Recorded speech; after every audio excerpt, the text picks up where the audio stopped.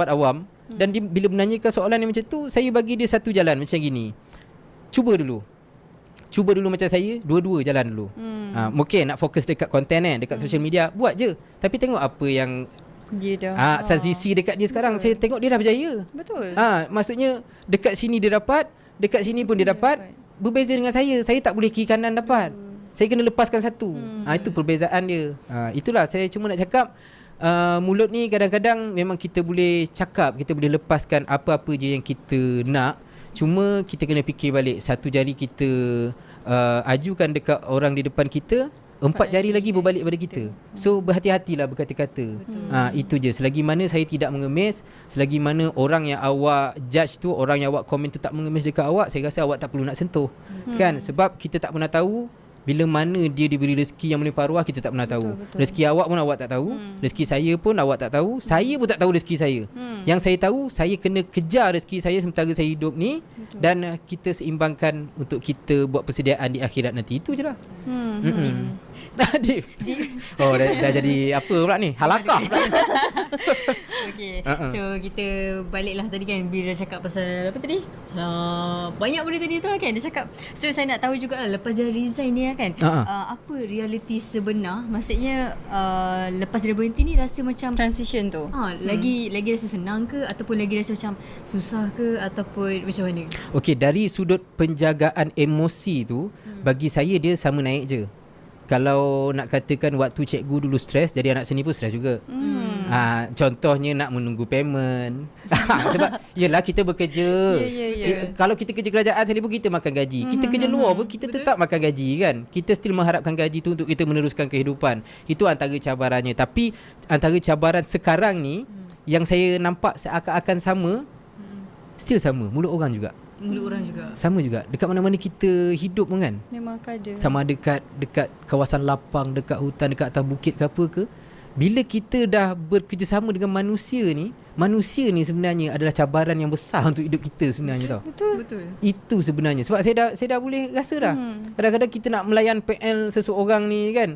Macam dulu, contoh waktu saya cikgu, kalau cikgu tu tak datang, saya kena ganti, betul tak? Saya kena ganti kan. Tapi yang saya relief tu tak ada pun gaji untuk saya.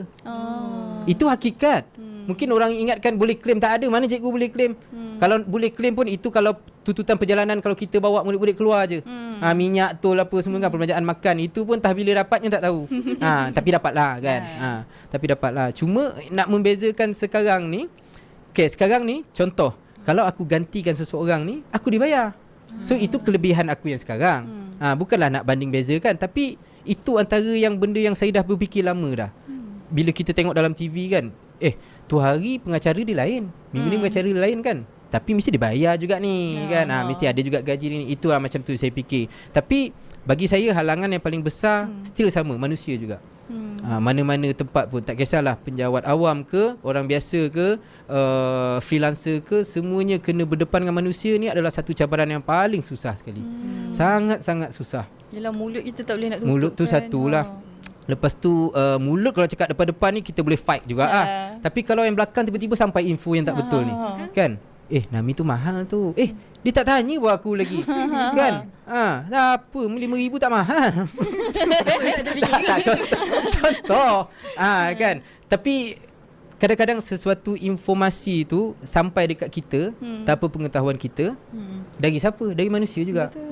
Mana ada, mesti seorang yang mulakan dulu. So itu antara cabaran yang saya nampak sekarang lah. Tapi dari segi penjagaan orang kata tu mental saya, mental saya lebih alhamdulillah okey sekarang. Walaupun orang beranggapan kerja jadi artis mental lagi cepat koyak. Memang tapi awak yang cakap macam ni, awak mesti tak pernah kerja jadi penjawat awam kan. So awak tak pernah lagi menghadapi sekian orang, golongan itu, golongan ini. So awak tak dapat nak bezakan. Saya dah dapat bezakan. Saya boleh bezakan. So penjagaan mental saya tu lebih okey. Alhamdulillah saya rasa lebih tenang sebenarnya. Walaupun kerja susah. Saya tak cakap kerja jadi artis sekarang ni kerja yang senang. Susah. Waktu kita dah tak sama macam awak.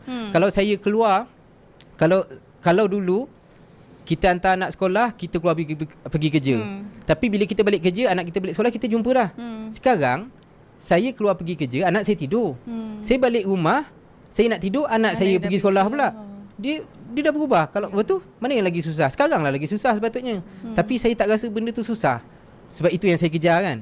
Itu yang saya impikan, itu jiwa yang saya cari dalam dunia ni. So saya kena tempuhi benda tu, saya kena adapt dengan benda tu.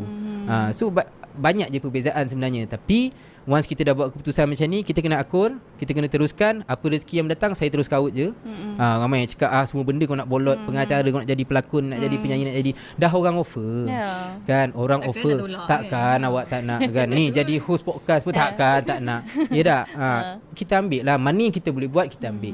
Yang kita tak boleh buat, jangan acak-acak kita boleh buat. Betul. Takut orang benci. Betul. Kan. So saya nak tanya Nami jugalah, sebab Nami tahu kalau kita kerja cikgu, orang selalu cakap memang stable. Contoh kita tak sihat, tak bekerja, MC gaji masih dibayar, lebih kurang macam tu. Tapi bila sekarang ni dah bekerja sendiri, bergerak sendiri, contoh waktu kita sihat ni lah kita nak kaut tadi. Kalau kita tak sihat, jadi demam, dah tak ada income contohnya, macam tu kan. Tapi apa yang Nami rasa macam, kalau pernah tak rasa macam terdetik tiba-tiba macam bila dah jadi pelawak apa semua ni, rasa macam aku rasa aku buat benda ni macam salah lah aku. Ada tak rasa terdetik macam tu? Alhamdulillah saya tak ada lagi merasakan stigma macam tu lah. Buat masa ni lah saya tak ada rasa lagi menyesal melepaskan penjawat awam ataupun rasa macam ya Allah susahnya kerja. Tak ada. Alhamdulillah tak ada. Sebab saya rasa dalam dunia ni sebenarnya kalau kita usahakan kita akan dapat. Nak tak nak je. Betul. Sebab ada orang nak jadi macam saya. Tapi bila saya tengok usahanya yang dipertontonkan di media sosial, contohnya kau macam tak nak jadi ke arah aku ni. Sebab kau buat macam ala kadar. Kau tak bersungguh-sungguh kan. Kita ada kesungguhan kita yang orang tak nampak sebenarnya. Orang ingat kita ni macam apa, macam mana dapat perumpamaan dia? Duduk dapat macam budak jatuh ke riba je semua kan. Padahal kita usaha tau. Usaha kita apa? Itulah yang kita tontonkan dekat social media tu. Kat situlah yang orang boleh orang boleh beranggapan kita boleh panggil dia berlakon. Kita boleh panggil dia menyanyi sebab dia boleh buat. Itu je. Tapi orang tak nampak benda tu sebenarnya effort. Yang orang nampak suka-suka. Kalau kita letak suka-suka tu dulu tak pergi manalah. Kan? Tapi macam yang I tanya, untuk saya merasakan sekarang ni berat, salah buat keputusan, tak ada yang Tak ada. Alhamdulillah. Tapi kalau macam penyesalan yang sekarang dah jadi anak seni, macam kalau aku jadi cikgu dulu sepatutnya aku buat macam ni, tu ada tak? Macam mana okey. Macam mana waktu saya sepatutnya kalau waktu aku, macam ada penyesalan lah waktu cikgu dulu patut buat macam ni tapi aku tak terbuat, terlupa. Penyesalan macam tu pula ada? Saya rasa pun tak ada juga. Tak ada juga. Sebab macam saya cakap, once saya dah buat keputusan tu, mutamat dah tu. Saya tak nak toleh belakang dah. Walaupun masih sampai sekarang pun ada je yang bertanya, tak rindu ke nak masuk sekolah apa semua. Kalau saya cakap rindu, maksudnya saya menyesal. Maksudnya saya menyesal. Saya ni kata-kata saya pun saya jaga. Sebab saya tak nak jadi benda tu doa. Betul. Kan? Nanti dia jadi termakbul dah. Betul-betul menyesal nanti kita rasa kan. So saya kena move on. Sebab benda yang dah lepas, ahli-ahli agama kita pun dah ajar, benda yang dah lepas adalah satu perkara yang kita tak perlu nak fikir pun lagi. Jadikan pengajaran je dan sempadan. Tapi untuk yang sekarang kita kerjakan ni, kita kena usaha sungguh-sungguh. Yang ke depan ni kita tak tahu datang apa dekat kita ni, kita pun tak payah fikir sangat lagi. Itu Allah punya kerja. Yang penting kita usaha ke tak usaha kan. So untuk sekarang benda yang saya dapat ni semuanya adalah rezeki berdasarkan persediaan yang saya dah buat dari kecil lagi sebenarnya. Dari kecil saya dah masuk bertanding. Cuma kita sekarang ni berbeza padang saja. Kalau sekarang saya jadi pengacara untuk sekian-sekian program ataupun acara, tapi dulu saya dah jadi dah pengacara majlis. Untuk hari sukan, hari kantin, hari anugerah kecemerlangan. Tapi yang membezakan adalah padang je. Dulu kat sekolah, sekarang depan TV. Dulu menyanyi juga, jadi juri nyanyian untuk sekolah rendah. Kan? Tapi sekarang kita jadi peserta penyanyi sendiri. So bagi saya dia tak ada perbezaan pun. Persediaan tu sebenarnya saya dah buat lama dah. Tinggal kita nak keluarkan benda-benda tu dekat tempat yang betul je. Macam tu. Macam video Karameng menari tu kan, dia kata itulah yang didik dia jadi leader sekarang. Kan, walaupun kita rasa benda tu kelakar kan, tapi sebenarnya ada sentimental value. Hikmah dia. Ada hikmah dia dalam sesuatu video tu sendirilah. Betul. Tapi kan Nami pun dah lama orang kata tinggalkan, orang kata jadi cikgu ni lah kan. Agak-agak apa struggle yang kata paling besar masa awal-awal dulu tinggalkan dunia jadi cikgu ni dan masuk dunia entertainment? Alright, struggle yang paling besar adalah dari sudut penyusunan ataupun pengurusan kewangan kita. Sebab bila kita dah tak bekerja sebagai cikgu ni dan melepaskan tanggungjawab sebagai penjawat awam ni, semua benda kita buat sendiri tau. Even KWSP pun. Contoh kan, semua kita dah carum sendiri. Tapi sekarang ada soalan. Tapi sekarang kan dah jadi artis kan, orang kata kan. So kira KBSP pun ada tolak sendiri lah. Saya buat sendiri. Saya setiap jaga sebab rugilah saya dah ada akaun daripada zaman cikgu. Kan benda tu memang dah terkumpul dalam tu. Saya teruslah, cuma jumlahnya meningkatlah sikit. Kalau dulu tolak daripada slip gaji kan. Sekarang saya nak kena ada transfer sendirilah. Carum sendiri. Kan I carum. So bagi saya antara cabarannya yang sekarang ni adalah pengurusan tu sendiri. Pengurusan tu dah jadi semua sendiri. Ibaratnya macam saya nak kena ada management sendiri, saya nak kena ada penasihat juga, walaupun sebab saya tak nak saya terkeluar daripada landasan, saya tak nak terkontang-kanting kalau terjadi apa-apa, at least saya ada seseorang untuk saya jadikan rujukan lah. So antara cabaran yang saya rasa itu je. Yang lain-lain tu sebenarnya lebih kurang sama je. Semuanya menghadap ke ranah manusia je. Kalau dalam lakonan kita nak menghadap, yelah, kita nak menghadap production, kita nak menghadap sesama pelakon kan. Untuk nyanyian pun sama, kita nak menghadap director untuk program tu, kita nak menghadap itu, menghadap ini, sama je. Kat sekolah kita nak menghadap guru besar, kita nak menghadap pentadbir, kita nak menghadap budak-budak. Budak-budak ni dulu, kalau sekarang siapa? Penonton lah. Dia lah yang menilai kita ni. Kalau kita dapat buat dia orang gelak tu, maksudnya kita berjaya lah. Sama macam dulu, kalau budak tu dapat jawab soalan, insya-Allah kita lah yang berjaya mendidik dia. Tapi bila mana kalau kita dah mengajar, budak tu tak dapat, tapi sebenarnya budak tu yang tak boleh sebenarnya. Tapi siapa yang dipersalahkan? Kita. Betul. Itu yang tak kelakar tu. Itu yang tak kelakar. Sama juga dengan sekarang. Kita dah buat kelakar. Kenapa ada 50 orang gelak, tapi ada seorang yang tak gelak, tapi bila seorang tak gelak ni, semua cakap kita tak kelakar. Kenapa? Itu dia punya je nak baran dia. Itu dia punya permasalahan yang sering berlaku lah. Sebenarnya sama je. Sama je. Padang je berlainan. Kan? Sama je. Okay, betul. Tapi Nami nak tahu jugalah, sebab Nami kan dah duduk lama juga dalam dunia glamour ni, dah menang naib Johan tu apa semua kan. Apa yang orang sebenarnya tak nampak belakang dunia glamour ni? Sebenarnya kami pun memerlukan privacy. Itu antara boleh katakan luahan jugalah. Bukanlah nak kata kita ni menyombong diri ke apa, tak. Sebenarnya kami pun memerlukan privacy. Masa saya cakap tadi, kadang-kadang bila jumpa kita, buat lawak sikit. Macam mana nak buat lawak sikit ni? Macam mana? Sebab bila kita buat lawak dalam TV tu, kita ada tugasan tau. Kita ada tanggungjawab, kita ada task. So kita boleh lah buat kan. Ini tiba-tiba segah kita, nak ambil gambar cukup lah kan. Tapi kalau tiba-tiba nak nyuruh kita buat kelakar tu, susah lah bagi kita. Bila kita tak buat tu, dikata tak kelakar mana pun. Macam tu pula kan. So balik pada soalan Ain tadi tu, dia macam mana nak cakap dia lebih kepada luahan juga. Luahan saya lah. Sebab apa saya katakan privacy? Sebab ini semua pilihan masing-masing. Saya rasa ada certain selebriti, setengah selebriti tu dia tunjukkan semua. Tunjukkan semua. Maksudnya apa yang dia ada, apa anak dia buat, contoh apa anak dia buat, apa yang dia beli, apa dia nak tunjuk, itu terpulang pada dia lah. Tapi kalau untuk prinsip saya tak pula ke arah itu.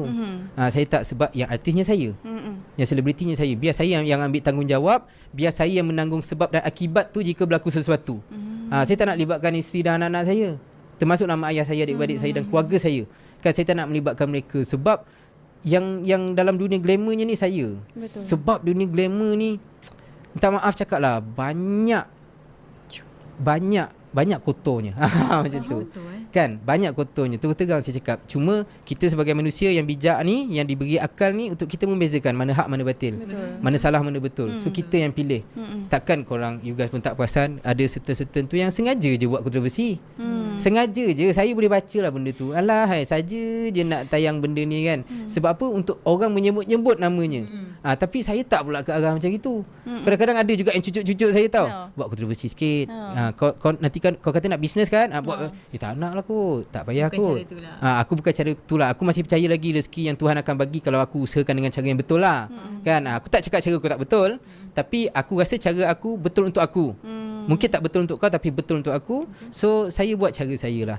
Tapi saya belum lagi ke arah yang untuk kita sengaja mengolok-olokkan kehidupan kita, untuk kita menangkap atau capture sesuatu yang orang boleh gembar-gemburkan kat luar sana. Saya taklah macam tu. Minta maaf cakap. Takutlah. Tapi cara Nami cakap tu macam ada sesuatu yang pernah berlaku. Ada something yang pernah mungkin Nami nak share ke? Dia okay. Alright. Saya punya contoh saya punya sejarah perkahwinan.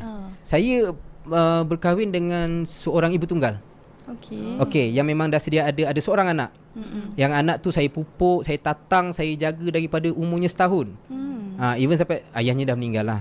Kan, even sampai sekarang pun kasih sayang ayahnya tu saya lah.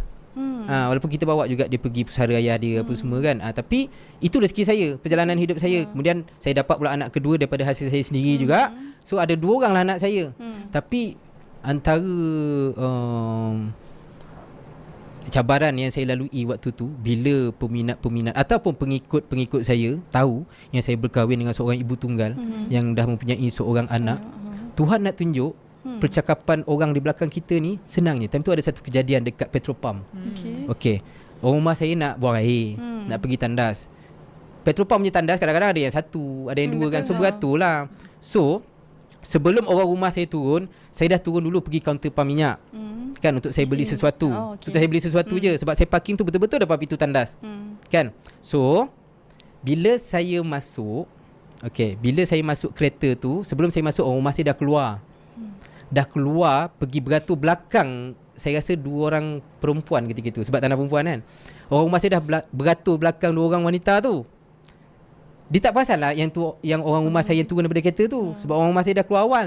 Kemudian waktu dia orang borak tu, dia orang nampak saya masuk ke kereta tu. So 2 orang wanita ni macam gitulah. So saya macam saya masuk kereta. So antara dia 2 orang tu, dia merasakan, "Weh, Nami tu." Macam tu lah kan. Nami tu apa semua. Lepas tu datanglah, petiklah seorang ni. Orang masih kat belakang ni. Tapi kau tahu kan dia dah kahwin kan? Dia rasa dia kahwin dengan janda lah. Orang masih kat belakang dia. Orang rumah saya kat belakang. Ya tak, janda tu tak apa. Tapi dah siap ada anak, dia orang famous kot, dia boleh cari yang mungkin lagi sekufu dengan dia ke, yang orang kata tu setara dengan kehidupan dia ke apa semua. Kenapa dia boleh? Entahlah, tak tahulah. Tapi itulah rugilah kat dia semua kan. Macam tu apa semua kan. Patut boleh cari lain lagi. Orang rumah saya dah baran lah. Tapi tak adalah dia lepaskan kat 2 orang tu. Caranya, saya tak tahu apa-apa. Saya dalam kereta, saya tengok je kan. Sebab keletah yang saya nampak dekat depan tu macam ni, yang 2 orang tu, saya tak tahu dia borak pasal saya. Saya tak tahu pula dia borak pasal saya kan dengan rumah saya. Orang rumah saya terus masuk dalam kereta, patah balik tak jadi nak buang air. Tu cakap dengan saya. Dia borak pasal awak, cakap yang tu kan. Pasal apa? Pasal apa orang panggil lah? Pasal itulah tadi. Pasal kenapa kahwin dengan janda ni apa semua macam tu kan.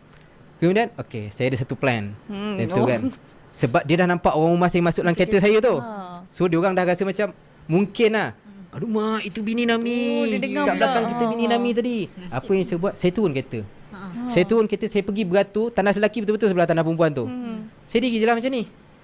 Tahu tak 2 orang tu tadi buat apa? Tak jadi kencing. Dia pun patah balik. Tiba-tiba pergi ke mana? Saya tengok, tak jadi kencing lah. Cakap lah. Saya cakap sinis macam gitu je lah. Itu kan. Sampaikan kawan dia, ada seorang lagi tanya, asal tak jadi kencing? Tak apalah, kita cari tandas lain. Itulah orang kata, nak cakap tu pandang lagi kanan. Betul. Sebab kadang-kadang kita tak pernah sedar pun, orang yang kita tengah cakap ni, rupanya dia ni ada link dengan dia. Dia ni ada link. So dekat situ lagi kita dah boleh nampak dah mulut manusia ni macam mana. Apa masalah Sedangkan saya berkahwin dengan ibu tunggal, anak yang dah sedia ada ni anak yatim tau. Kalau kita seorang Muslim menyantuni anak yatim ni, korang rasa macam mana? Saya terus-terang cakap, rezeki saya melimpah ruah. Walaupun orang nampak saya dah berkahwin, dah ada anak, tapi still lagi boleh tembus dalam dunia glamour. Sedangkan orang punya ada stigma, kalau dah kahwin mesti market turun. Bagi saya tak. Kalau kita usahakan dalam bidang yang kita tak perlukan nak kaut hati dan perasaan wanita, bagi saya tak perlulah benda-benda tu. Tapi semenjak saya berkahwin dan saya menyantuni, menjaga anak sulung saya tu, yang saya dah anggap anak sendiri dah, rezeki saya tak pernah putus sampai sekarang. Itulah yang Tuhan cakap, sedekah is number 1 lah. Tapi tu, apa-apa saja kata-kata Tuhan mesti ada hikmah dia. Kita kalau ambil dasarnya sekadar baca, kita tak sematkan, kita tak praktikkan, kita takkan rasa. Tapi bila saya fikir balik sampai sekarang kan, ya Allah, rezeki aku tak pernah putus, aku tak pernah rasa lagi terduduk, tak makan nasi ke apa ke. Baru saya terfikir, sebab aku menyantuni dia ni. Dia anak yatim rupanya. Walaupun dia anak tiri aku, tapi dia anak yatim. Aku jaga makan minum dia, aku beli pakai dia, aku jaga tempat tidur dia, aku sediakan dia itu, ini. Itulah dia hikmahnya. Saya rasa sampai sekarang, Ain. Syurah, saya rasa sampai sekarang.